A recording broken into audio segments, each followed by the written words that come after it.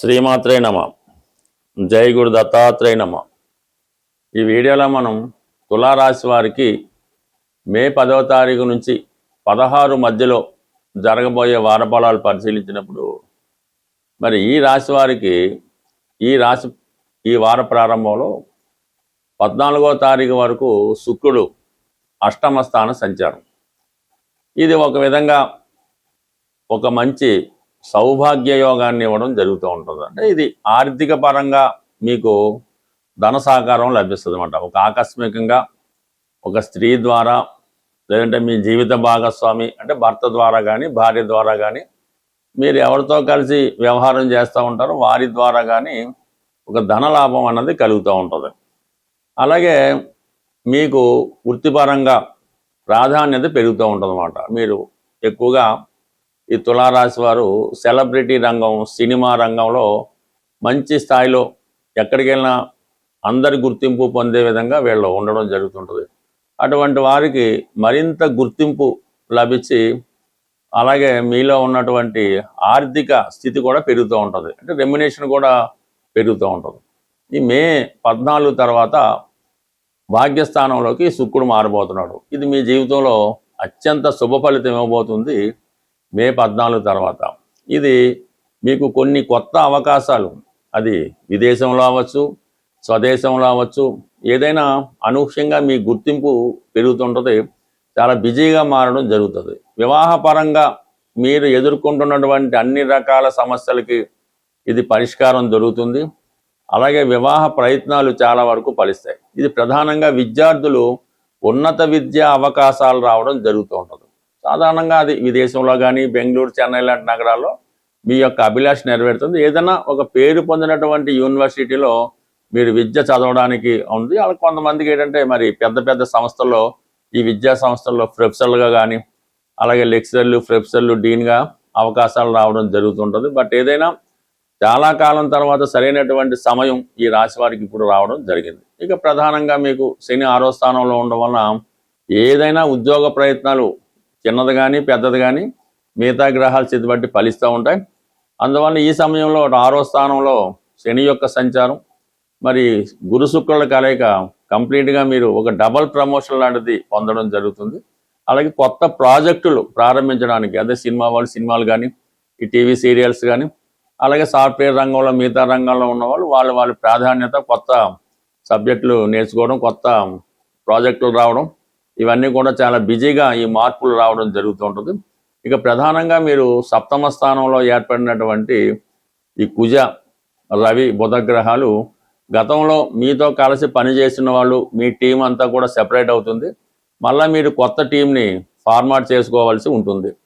అలాగే ఏంటంటే ఈ ప్రయత్నాల్లో కూడా మీరు కూడా ఉద్యోగపరంగా కూడా మరి మారాలనుకునే మీ ఆలోచన, కొత్త టీం పెట్టుకోవడం, ఉద్యోగం మారడం, అంటే ఎక్కువగా మీరు ప్రాధాన్యతగా ఏంటంటే స్వతంత్రంగా ఉండడానికే ప్రయత్నం జరుగుతుంటుంది ఈ సమయంలో. అంటే కొంత ఏజ్ని బట్టి అప్పుడే డిగ్రీ పూర్తి చేసి ఉన్న వాళ్ళు ఒక రకంగా ఉంటుంది.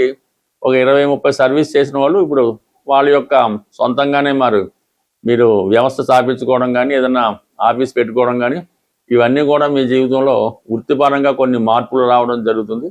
ఇప్పటిదాకా నడిచినటువంటి వ్యవస్థ అంతా కూడా మారి కొత్త వ్యవస్థ కారణమవుతుంటుంది. అలాగే మీ యొక్క టైటిల్, నేమ్ అండ్ ఫేమ్, హోదా, గౌరవం ఇవన్నీ కూడా పెరిగే అవకాశం ఉంది. బట్ ఏదైనా తులారాశి వారికి మంచి సమయం అన్నది మే 14 నుంచి స్టార్ట్ అవుతుంది. అక్కడి నుంచి మీ జీవితం కంప్లీట్గా మారబోతుంది. ఏదన్నా మీ జీవితంలో ఒక గురువు కానీ, ఒక మంచి ఆధ్యాత్మికవేత్త కానీ ప్రవేశించి మిమ్మల్ని మంచి మార్గంలో నడిపించే ప్రయత్నం జరుగుతుంది.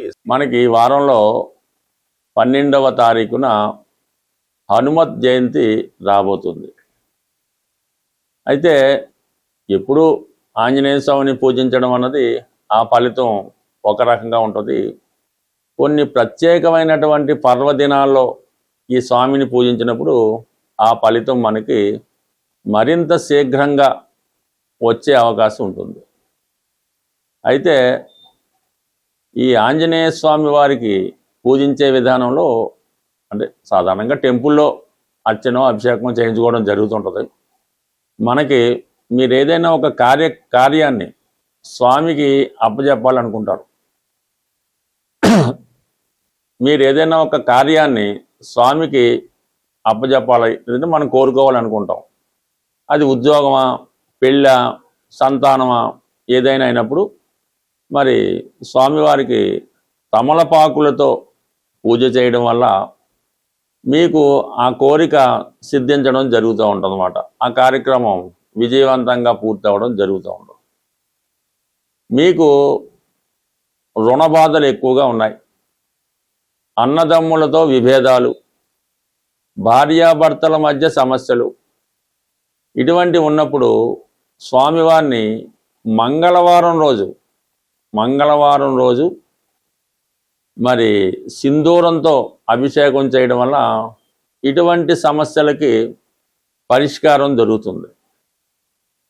మనం కేవలం ఉద్యోగం కొరకు ప్రయత్నం చేస్తున్నాం, ఎటువంటిగా ఉద్యోగం రావటం లేదనుకున్నప్పుడు మీరు ఉద్యోగం వచ్చేదాకా కూడా ప్రతి శనివారం రోజు ఆంజనేయ స్వామి వారి ఆలయంలో దర్శించుకోవడం, అంటే శనివారం అది దర్శించుకొని మీకు వీలున్నప్పుడు వడమాల స్వామికి సమర్పించవలసి ఉంటుంది.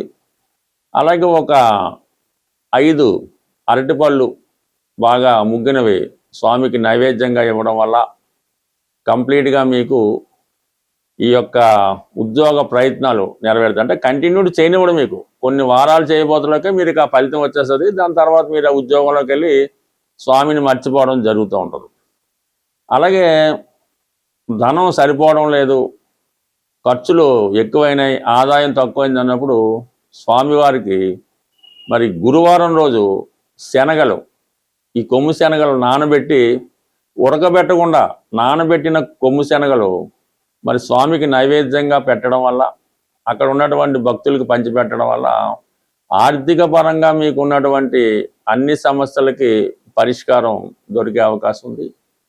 ఇక ప్రధానంగా ధనం ఏమీ లేదు, ఏ పని చేయలేకపోతున్నాం, ఫైనాన్స్గా బాగుండాలనుకున్న వాళ్ళు బుధవారం రోజు, అంటే బుధుడు వ్యాపారకారకుడు కాబట్టి వ్యాపారం సజావుగా సాగాలన్నా, విద్యార్థులకు చదువు బాగా రావాలన్నా ఈ బుధవారం రోజు ఆంజనేయ స్వామి వారి ఆలయంలో అటుకులు బెల్లం కలిపి పొడిగానే అక్కడ స్వామికి నైవేద్యంగా పెట్టడం వల్ల కూడా మీకు ఈ వ్యాపార పరంగా కానీ ఉద్యోగపరంగా కానీ అవకాశం అది ఉంటుంది.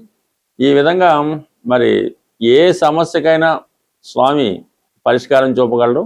అయితే ఆ సమస్యను బట్టి ఏ గ్రహం ఆ సమస్యకి కారణమవుతుంది, ఆ రోజు స్వామివారిని విధి విధానంగా పూజించడం వల్ల 100% మీరు అది పొందుతారు. అది పర్టికులర్గా నియమం.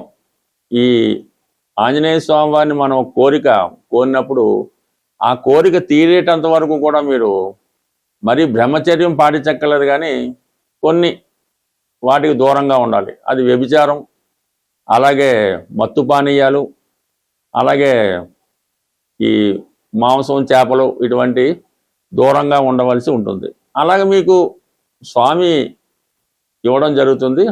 ఇవన్నీ మానేసి మీరు ఒక 40 రోజులు అనుకుందాం, ఒక 5 వారాలు అనుకుందాం, అనుకోకర్లేదు, మీరు కంటిన్యూ చేయండి, కంప్లీట్గా మీ సమస్య తీరడం జరుగుతుంది. బట్ ఏదైనా ఒక దీక్ష చేసినప్పుడు కొన్ని వదులుకోవాల్సి ఉంటుంది. అన్నీ కావాలి, అన్నీ చేస్తాం, ఈ స్వామిని చూస్తాం, ఎన్ని పూజలు చేసాం, ఉపయోగం లేదంటే కుదరదు. కంపల్సరిగా కఠినమైనటువంటి శ్రమతో మీరు ఒక యమ నియమాలు పాటించినప్పుడు అది మీ నియమాన్ని బట్టి ఎంత తొందరగా రావడం అన్నది అది నిర్ణయం జరుగుతుంది. బట్ ఏదైనా ప్రయత్నం ఇంపార్టెంటు, దీక్ష ఇంపార్టెంటు. 100% స్వామి తలుచుకుంటే ఇవ్వనిదైతే ఏదీ లేదు. అయితే కొన్ని ప్రసిద్ధ దేవాలయాలు ప్రతి ప్రాంతంలో ఉండడం జరుగుతాయి. అలాగే హైదరాబాద్లో ఉన్నటువంటి కొన్ని ప్రముఖ దేవాలయాలు, వాటిని తెలుసుకొని సందర్శించడం వల్ల బ్రహ్మాండంగా మీ జీవితం లైఫ్ టర్న్ తీసుకునే అవకాశం ఉంటుంది. స్వస్తి.